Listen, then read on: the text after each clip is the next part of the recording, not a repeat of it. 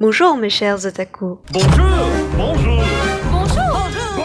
Bon, j'étais chez ma mère ces vacances de Noël et je me dis que je devrais mater un bon animé parce que j'ai plus de temps pour regarder et moins de temps pour dessiner, alors autant se reposer avec un plaid, un chocolat chaud et la neige dehors devant une bonne fiction. En plus, ma sœur m'a filé ses codes ADN et Wakanim de son copain, car elle aussi, elle a aucun respect pour les autres, afin de regarder des animés légalement.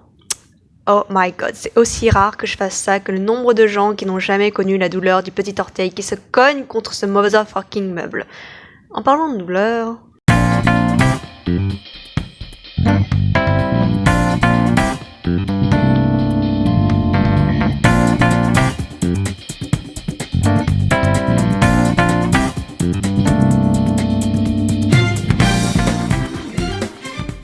Comme je suis une grosse flemmarde comme 90% de la population et de la communauté qui mate des animés le plus souvent, je regarde toujours les animés de la saison dernière maintenant. C'est-à-dire que la saison de l'hiver, je la mate au printemps, et celle du printemps en été, etc. etc. Comme ça, je mate une saison de 12 épisodes en 4 heures au lieu d'attendre une semaine après un gros cliffhanger putassier, et que tu vas sûrement oublier la semaine d'après parce que tu as une vie ou que tu as une mémoire de merde comme 90% de la population mondiale, oui, ou encore parce que tu es une grosse larve et que tu mates d'autres épisodes d'un autre animé qui n'est pas encore fini et recommencer ta douleur parce que tu es maso. Oui, je sais, du coup, je suis en retard, je me fais sûrement spoiler, j'ai la vie des autres avant, mais j'en ai rien à foutre. C'est ma façon de faire, alors je mate le tout en 4 heures, bande de fils de... Donc je défile les animés de la saison été 2020 et je vois Rent a Girlfriend, un design classique, une affiche de harem et des notes plutôt bonnes. Le résumé est intéressant, un mec se fait larguer par sa meuf et il décide de louer une petite amie via une application.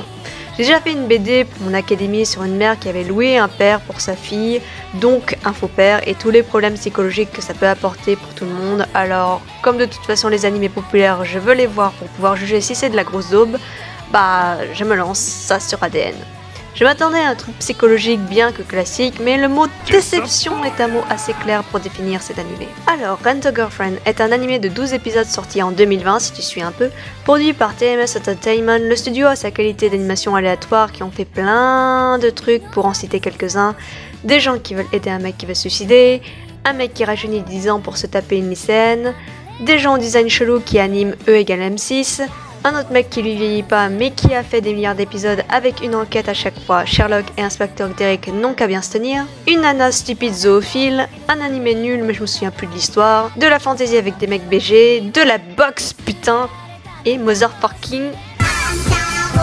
Niveau personnage, on est gâté avec le héros qui a le charisme d'une huître, et encore quand je vois ses potes, je me dis que le dessinateur ou la dessinatrice sait absolument pas dessiner les hommes entre Dan de Lapin, Branlix 2000, Kenji Girac en moins beau qui cogne puis fait des leçons de morale à faire chialer le héros.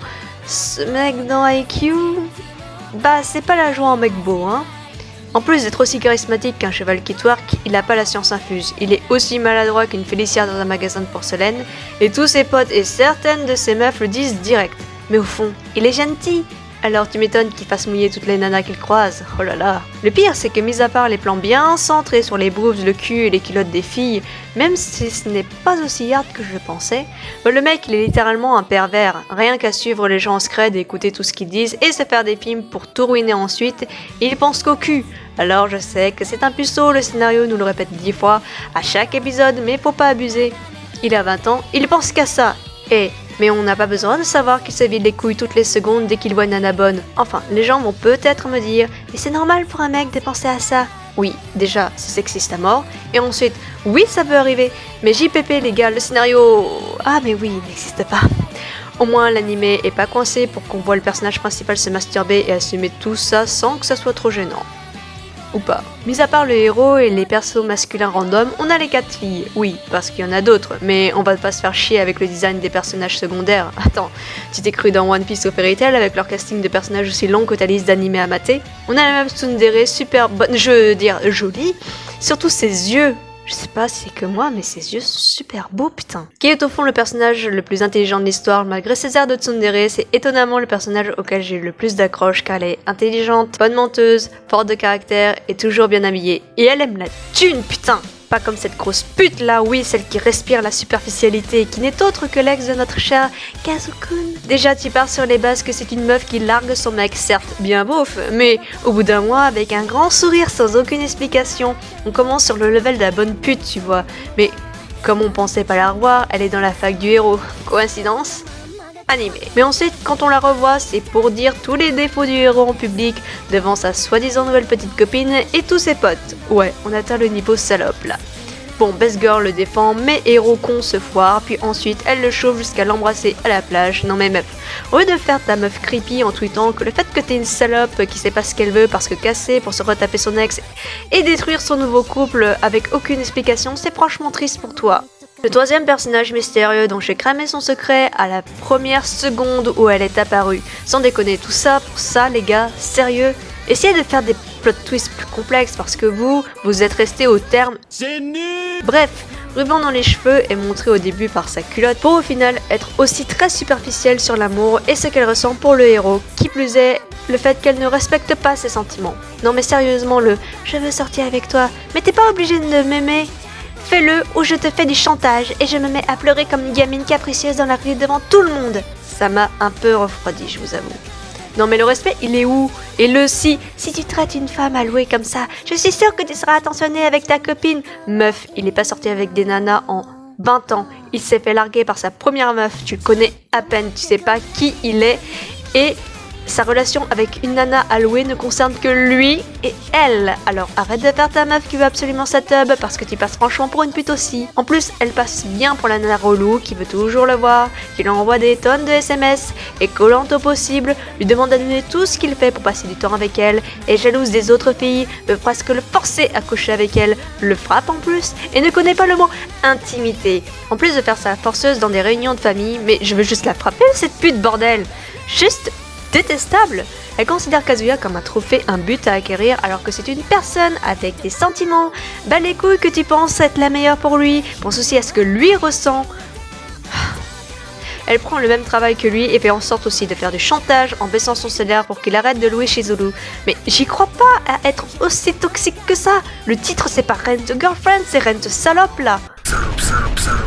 La dernière fille, c'est le cliché de l'introverti puissance 1000. Elle me rappelle une pote d'ailleurs qui, irréelle et pareil, incapable de dire un mot, toujours dans la lune, mais gentille au fond, le genre de personne ennuyante dans la vraie vie quoi, parce que la discussion c'est important comme concept pour pouvoir se rapprocher des gens.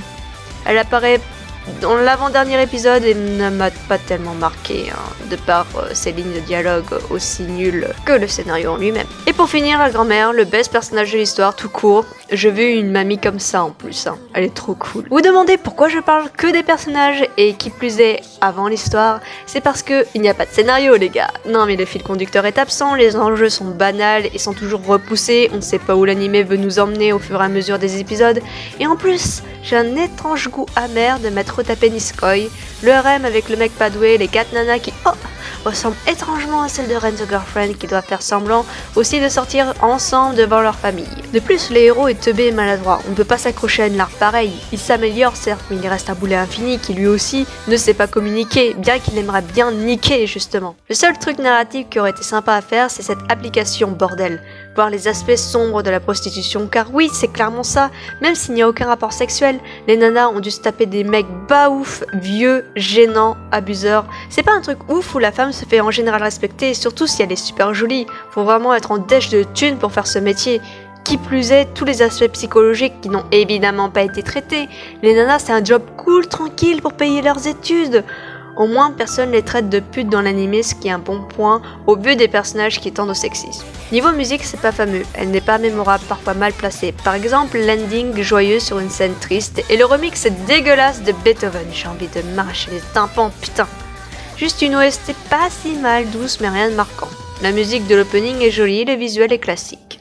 En parlant du visuel, le chara design est full classique, mais venant d'un harem comédie romantique, je m'attendais pas à un truc fifou, surtout que j'ai déjà vu des animés au design classique, mais qui défoncent sa mère au scénario. L'animé est fluide, très fin, quelques trucs pas ouf dans les personnages au loin, mais les décors simples sont efficaces, et certains plans aussi, comme d'hab quoi. En revanche, bonne team de seiyuu, ils font toujours du bon taf, ce qui relève le niveau de certaines scènes pas ouf, et des personnages pas ouf aussi d'ailleurs. On a l'excellente Sora Mamiya pour la best girl, Aoi Yuuki pour la superficielle, Nao Toyama pour les 2 nanas au nœud dans les cheveux dont une toxique, la célèbre Rie Takashi pour la muette et le héros qui n'a pas énormément fait de trucs connus mais il a doublé Asta de Black Clover. En résumé, Rent a Girlfriend, en termes de plats déjà faits que t'achètes au Carrefour, bah c'est pareil, rien de oufissime, rien de marquant, encore un millionième animé harem amour classique qui mérite clairement pas ses notes, mais après oui, chacun son avis.